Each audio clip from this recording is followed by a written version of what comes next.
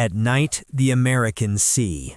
The sentence appears in a translated Japanese after-action report dated October 18, 1943, written by an exhausted staff officer of the 17th Army on Bougainville. It was not poetry, it was a warning. For decades before the Pacific War, Japanese doctrine treated darkness as a trusted ally. Night belonged to the bayonet, to infiltration, to silence broken only by whispered orders and the soft click of rifle safeties.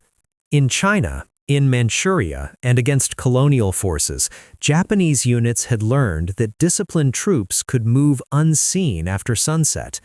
American soldiers, they believed, were clumsy in the dark, noisy, dependent on daylight, uneasy without clear sightlines. That belief began to die on Guadalcanal, and it died screaming.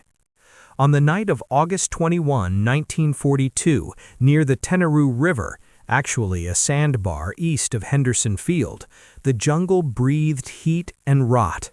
Cicadas screamed so loudly they masked the sound of men moving through kunai grass. Colonel Kiyonao Ichiki, commanding a reinforced detachment of the 28th Infantry Regiment, was confident. He ordered a frontal night assault against newly landed U.S. Marines, convinced shock and darkness would shatter them. What his men ran into instead was light. American Marines of the 1st Battalion, 1st Marines, had strung trip flares low to the ground. When Japanese infantry charged, the beach exploded into magnesium-white brilliance. Machine guns opened immediately, not spraying blindly, but firing measured bursts, traversing pre-registered lanes. The water of the sandbar turned red. Survivors later described not confusion, but terror, the sensation of being fully exposed, as if daylight itself had been weaponized. Ichiki's force was annihilated. His body was found days later. Japanese commanders struggled to explain what had gone wrong. The Americans, they insisted, should not have been able to coordinate like that in darkness, but Guadalcanal was only the beginning. By November 1942, U.S. forces on the island had begun conducting their own night patrols, something Japanese intelligence had not anticipated. Marines moved in small units, guided by compass bearings, rehearsed routes, and whispered hand signals.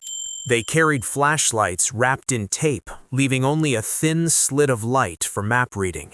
Officers drilled their men to recognize silhouettes, sounds, and even smells: sweat, tobacco, oiled metal. The jungle no longer guaranteed invisibility. At sea, the shock was even greater. On the night of November 14–15, 1942, during the naval battle of Guadalcanal, Japanese sailors aboard battleship Kirishima believed they were engaging an inferior force under cover of darkness. Instead, U.S. Navy radar operators aboard USS Washington tracked targets the human eye could not see. At 00:05, Washington opened fire at point-blank range in pitch blackness, landing devastating 16-inch salvos. Japanese survivors later recalled the uncanny nature of the attack. No searchlights, no warning, just sudden, precise destruction from an unseen enemy. For officers raised on optical range-finding and night silhouettes, it felt supernatural. By 1943, Japanese field commanders were reporting a pattern. In the steaming darkness of New Georgia, during the Munda campaign in July and August, American artillery began firing illumination rounds with chilling accuracy. Star shells burst overhead, bathing entire jungle corridors in pale light. Japanese units attempting night movement found themselves frozen mid-step, shadows pinned to the ground moments before high-explosive shells followed. On July 13, 1943, a battalion of the 13th Infantry Regiment attempted a night reposition near Bairogro Harbor. American observers from the 37th Infantry Division detected movement, likely by sound and routine pattern recognition. Flares went up.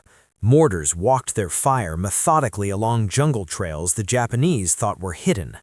Survivors later wrote that it felt as if the Americans already knew where they were going to be. This was not luck, it was system. U.S. forces integrated technology with discipline.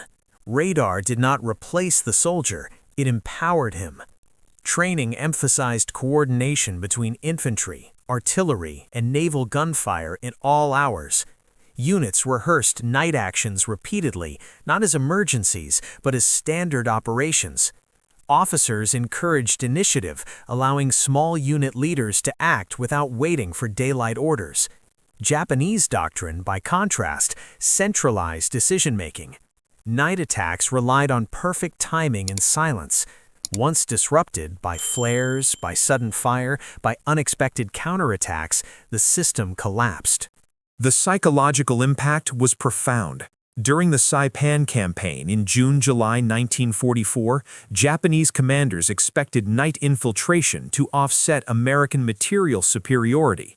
Instead, U.S. Army units of the 27th Infantry Division and Marines of the 2nd and 4th Marine Divisions established layered night defenses, listening posts, overlapping fields of fire, pre-plotted artillery concentrations. On July 7, 1944, when thousands of Japanese troops launched a massive banzai attack, the largest of the Pacific War, it began before dawn, under darkness.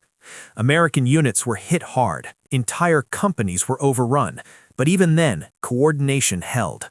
Flares rose, machine guns repositioned, naval guns offshore fired illumination shells that turned night into a ghostly imitation of day. Japanese officers later admitted that what frightened them most was not American firepower, but American composure. Units absorbed shock and reformed. Command did not vanish with the dark.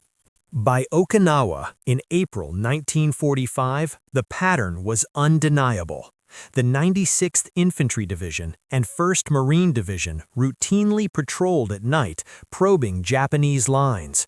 Engineers worked after sunset, repairing roads under blackout conditions. Radar-directed artillery countered night movement. Japanese defenders found that darkness no longer guaranteed surprise. Sometimes it invited detection. A diary recovered near Shuri Line, dated May 12, 1945, records a Japanese captain's despair. Night used to be our shield, now it betrays us.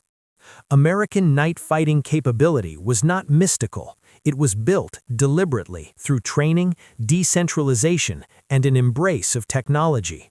But to those on the receiving end, it felt like the loss of a fundamental law of war. Darkness had changed sides. For Japanese commanders raised on the certainty that night erased advantages, the realization was shattering. The battlefield no longer slept, the enemy did not wait for dawn. And in the black humidity of the Pacific night, illuminated by flares and radar screens, one truth became impossible to ignore. The Americans were not afraid of the dark. They had learned how to own it. This narration is a functional story, AI-generated functional story, created for documentary-style historical storytelling and educational purposes. It is based on documented events and records, but presented in a dramatized narrative form. Some internal thoughts and sensory details are reconstructed to convey historical atmosphere, not verbatim testimony.